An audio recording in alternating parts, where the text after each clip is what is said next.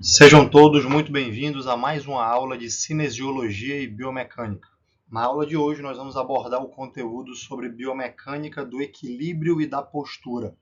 Fique atento que esse conteúdo vai servir para você entender patologias graves que acontecem lá na frente, na parte clínica, e também muitas alterações de postura que causam dores, que causam sofrimento nos pacientes.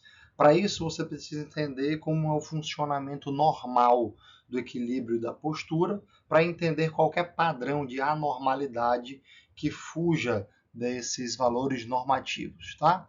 Antes da gente entrar no conteúdo propriamente dito da aula, te convido a se concentrar aqui nessa aula, tire qualquer distração aí, celular, pega um papel, uma caneta para anotar todas as suas dúvidas e principais pontos de destaque em cada um dos slides, tá bom?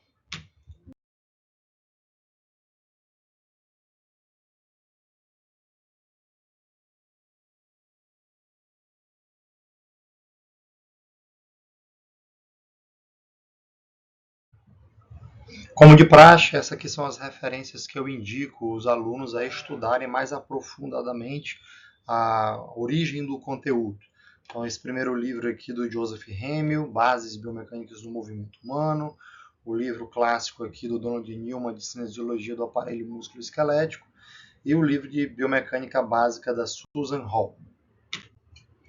Esses são os objetivos da aula de hoje. Nós vamos primeiro definir postura e equilíbrio, nós vamos diferenciar o equilíbrio estático do equilíbrio dinâmico, o que é que muda em cada um deles, analisar os fatores que influenciam as alterações da postura e do equilíbrio e discutir alguns métodos para avaliar a postura e como avaliar o equilíbrio, tá?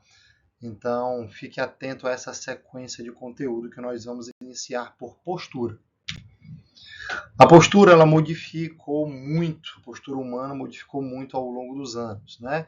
Então, desde a evolução histórica até os meios de vida modernos. Então, você tem que entender que postura tem a ver com ambiente. Postura tem a ver com o ambiente em que o ser humano está inserido. A postura ela é uma consequência dessa interação do ser humano com o ambiente. Por outro lado, quando a gente estuda o equilíbrio, nós vamos analisar o centro de gravidade. O centro de gravidade, o centro de massa de um corpo é o que mantém ele em equilíbrio ou desequilíbrio. Nós vamos ver quando que uma situação é dita em equilíbrio e o que é que tem que ocorrer para que esta situação entre num estado de perturbação e cause instabilidade. Para começar, a importância número 1 de se estudar equilíbrio. Aqui vocês estão vendo um dado de 2024, recente, mostrando que o IJF, que é um grande hospital de trauma de Fortaleza, atendeu mais de 13 mil vítimas de queda entre janeiro e setembro de 2024. Esse hospital ele é um hospital conhecido por acidente de moto, acidente de carro, arma de fogo e arma branca, queimados. Todas essas mazelas elas foram ultrapassadas pelas estatísticas epidemiológicas de queda da própria altura. Ou seja, um déficit no equilíbrio causa queda e essa queda tem inúmeras consequências, desde fraturas, desde traumas cranianos, levando a muita morbidade e também uma elevada taxa de mortalidade. Então acende o alerta aí que equilíbrio é um tópico muito importante para a saúde do ser humano. Esse equilíbrio ele é mantido basicamente por 3 controladores. Nós temos aqui o controlador visual, o controlador vestibular e o controlador sensorial, somatosensorial. Esse primeiro, como vocês estão vendo aqui no slide, é o coordenador visual. Ele é uma informação aferente que é processada no córtex e emite respostas de controle do equilíbrio. Depois nós temos o controlador vestibular. São os cristais que ficam no coclear labirinto e que controlam o nosso sistema através do tronco encefálico, cerebelo, para fazer ajustes de postura. E por fim, nosso sistema somatosensorial, é a propriocepção, responsável por perceber como os segmentos corporais estão no espaço e fazer respostas aferentes para que a contração muscular cause movimentos articulares e ajuste o equilíbrio. A soma desses três controladores mantém o nosso corpo em perfeito estado de controle postural. A gravidade, a ação da gravidade, é uma força importante que dita tanto o nosso equilíbrio quanto a nossa postura. O equilíbrio, porque a gravidade é uma força descendente, axial, em que achata o corpo humano. Nós precisamos de músculos para contraírem e vencerem a ação da gravidade. São músculos da ereção da postura. Por outro lado, a gravidade ela mantém o nosso corpo em equilíbrio porque a projeção da linha da gravidade pode passar na frente de uma articulação, no centro de uma articulação ou atrás de uma articulação. Então, a passagem da linha da gravidade determina se aquela articulação vai ser mais exigida na região anterior, na região lateral, na região posterior, aonde esse centro de massa está mais concentrado. Tá? Então, a linha da gravidade ela tem um centro de massa no corpo humano e esse centro de massa projeta o centro de equilíbrio do corpo dentro da nossa base de apoio. O ser humano, como está em bipedestação, essas duas pernas aqui, os dois pés, eles têm que circundarem a área de centro de gravidade. Portanto, a nossa base são nossos pés em apoio bipodal, nossa força G, que é o nosso centro de massa da gravidade, ela tem que ser projetada dentro dessa base. Então, por mais que a força G esteja deslocada para um lado e para o outro, se esse centro projetado cair dentro da base, nós dizemos que estamos em um controle postural estável. Quando essa força G, que é o centro de gravidade, é projetado para fora da nossa base de apoio, nós estamos diante de um sistema instável. É aí que ocorre o desequilíbrio. O que mantém esse sistema equilibrado são esses fatores que vocês estão visualizando aqui. Massa. Quanto maior a massa do centro corporal, mais difícil deslocar esse centro de gravidade. Então, melhor é o equilíbrio. O atrito. Quanto maior o atrito da nossa base com a superfície, mais difícil é deslocar o centro de massa. Maior é o equilíbrio. Tamanho da base de sustentação, ou seja, os pés afastados aumenta a base de apoio. Então tem uma base maior para o centro de equilíbrio cair e acertar nela. Se você está em apoio unilateral, só com um pé, ou uma mulher usando um salto alto, ou na ponta do pé, você está em situações em que o tamanho da base reduziu. Então o seu centro de massa tem que acertar uma área menor para ser projetado. O equilíbrio fica mais difícil. E a localização horizontal e vertical do centro de gravidade. Nós chamamos isso de aresta de equilíbrio, ou seja, aonde essa projeção ela está sendo emitida, projetada para a base. Esse centro de massa ele pode estar em perfeito equilíbrio se a massa for distribuída homogeneamente. Se a massa for distribuída assimetricamente, esse centro de massa ele se desloca. Por exemplo, num taco de golfe, o peso maior fica nesta extremidade que entra em contato com a bola. E essa outra extremidade é leve. Então, o ponto de equilíbrio ele fica mais localizado perto da concentração da massa. Taco de beisebol é igual, uma raquete de ping-pong, uma pá. Então, todo e qualquer objeto que tem um centro de massa extremamente localizado e distribuído homogeneamente, o seu ponto de equilíbrio é no meio. Se você tem um objeto em que a massa é distribuída desigual, o ponto de equilíbrio tende a ir para o lado que concentra a massa. Como é que nós conseguimos avaliar isso? Através de uma plataforma de força. É um instrumento de exame biomecânico complementar que avalia diversas variáveis. a amplitude do deslocamento do centro de gravidade, quer dizer, se deslocou muito ou se deslocou pouco o centro de gravidade. A média de deslocamento. Então, vamos dizer que a gente vai fazer uma análise durante um período de 1 minuto. Então, qual é a média dessa amplitude de deslocamento? Tem a amplitude máxima, a amplitude mínima e tem uma média. Comprimento total do centro de pressão. Então, o centro de gravidade ele fica deslocando em várias direções, mas ele se concentra ao redor de uma região alvo. Então, qual é o comprimento total desse centro de pressão? Outra coisa importante é a velocidade de deslocamento.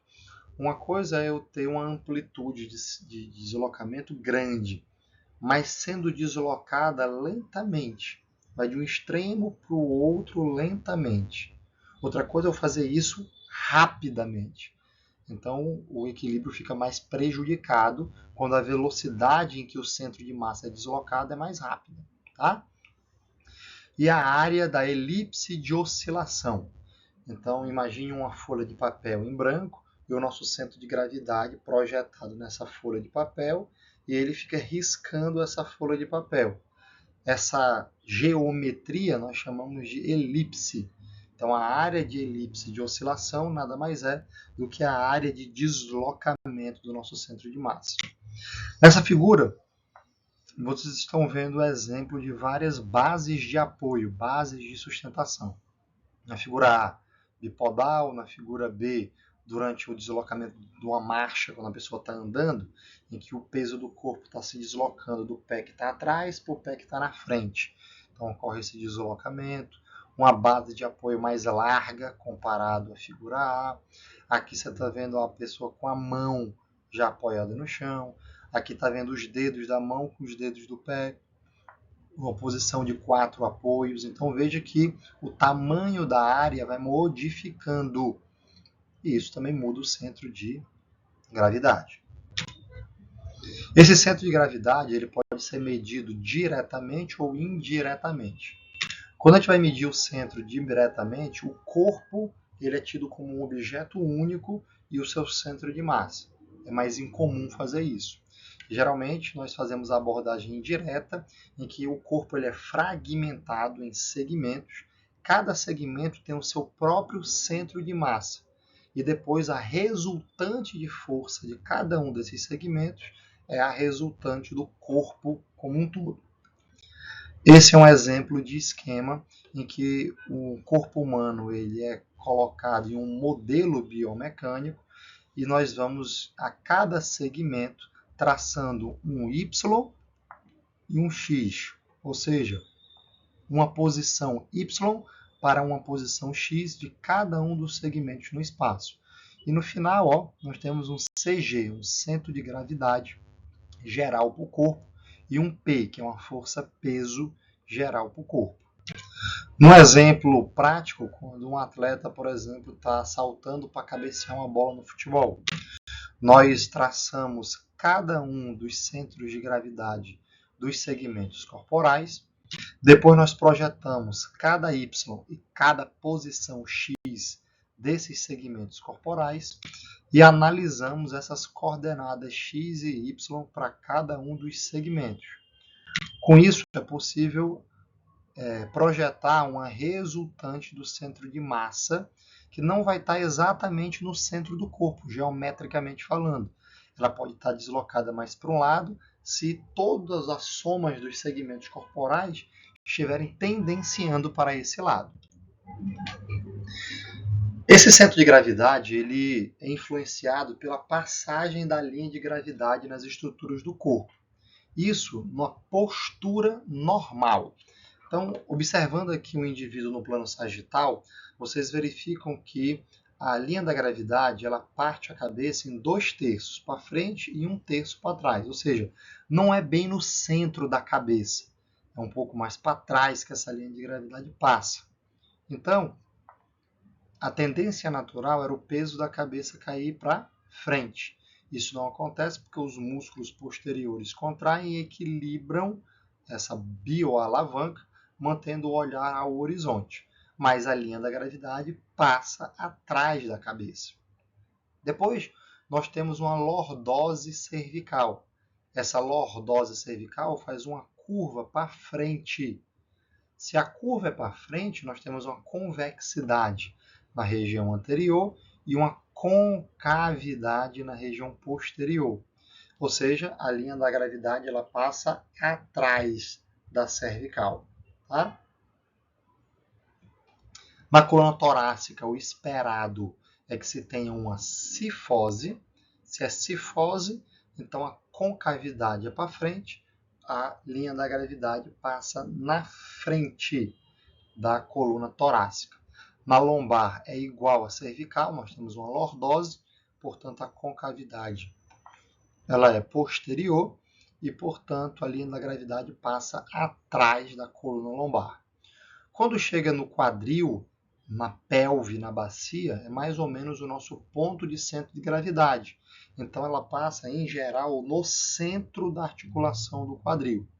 E depois isso é projetado à frente do joelho e à frente do tornozelo. Então, esses são os primeiros segmentos corporais em que a linha da gravidade passa pelas estruturas do corpo. Atrás da cabeça, atrás da cervical, na frente da torácica, atrás da lombar, no centro do quadril, na frente do joelho e na frente do tornozelo. Essa trajetória vertical da linha da gravidade, ela não é uma reta imutável. O corpo humano sempre está oscilando, mesmo no equilíbrio estático. Quando você está parado aqui na frente, você tem pequenos graus de oscilação em todas as direções. Quando você está andando, esse deslocamento ele aumenta. Portanto, os desequilíbrios posturais são as passagens da linha da gravidade muito mais à frente do que o esperado, muito mais atrás do que o esperado, frente a alguma alteração de postura. Exemplo, se o esperado é ter uma lordose lombar, se a pessoa ela tem uma hiperlordose lombar, essa linha da gravidade vai passar mais atrás ainda, mais posterior ainda. Se a pessoa ela tem uma cifose torácica, uma hipercifose torácica, essa linha da gravidade vai passar mais anterior ainda.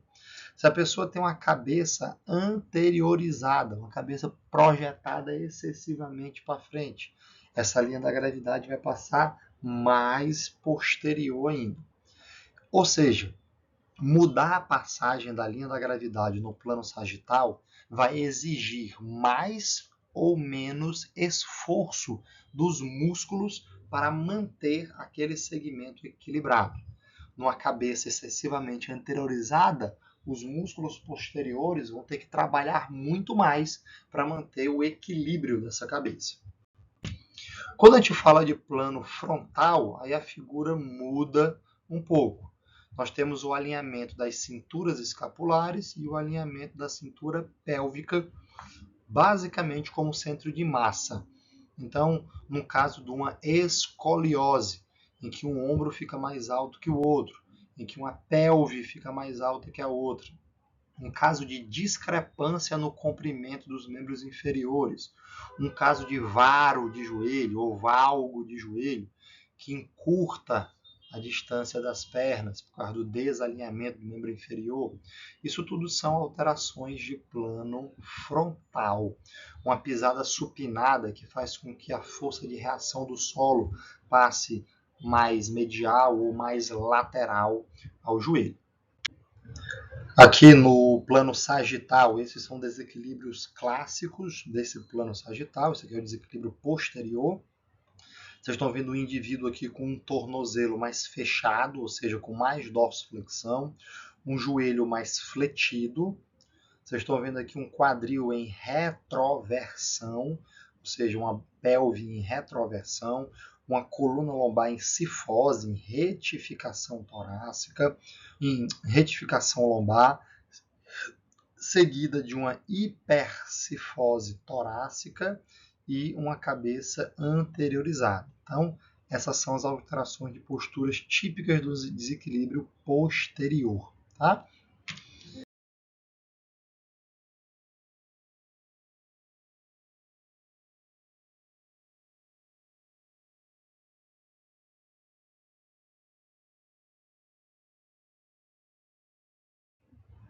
Já essa outra que vocês estão visualizando nesse slide é um desequilíbrio clássico anterior. Veja que aqui a articulação do tornozelo está mais aberta, ou seja, está com mais flexão plantar. O joelho está em recurvato, está em hiperextensão do joelho. O quadril está projetado para frente, ou seja, você tem uma extensão, uma hiperextensão do quadril. Você tem uma lordose lombar mais projetada e uma retificação da coluna torácica. Com isso, a coluna cervical tende a ficar um pouco mais em extensão da cervical alta, com aumento da curvatura de hiperlordose da cervical. Aqui são alterações de posturas típicas da posição sentada. Então, aqui uma posição sentada com o corpo relaxado e uma posição sentada com o corpo ereto. Observe que na posição sentada ereta, nós temos uma antiversão pélvica, um aumento de atividade dos músculos eretores lombares.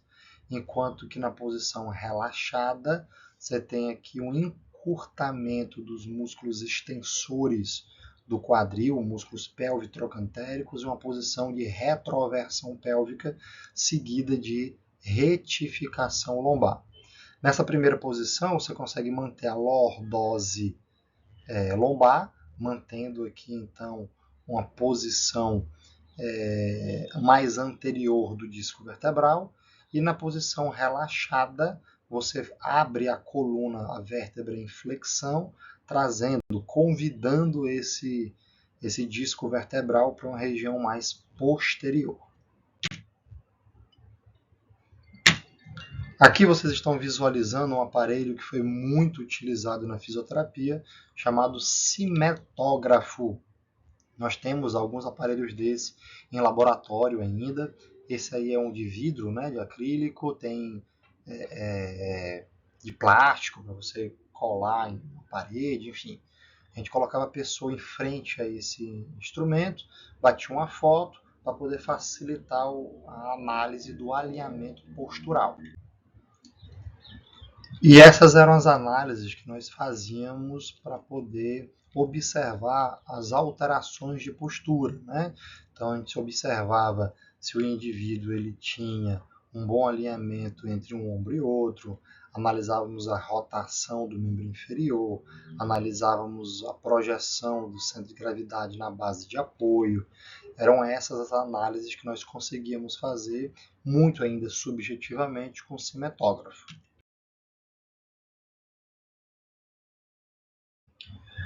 Já no plano sagital, nós analisávamos as curvaturas e a passagem da linha da gravidade, né? Então, se essa cabeça estava muito projetada para frente, uma hipercifose torácica, uma hiperlordose lombar, um joelho muito recurvado, um joelho muito flexo, um tornozelo mais aberto em flexão plantar, mais fechado em dorsiflexão.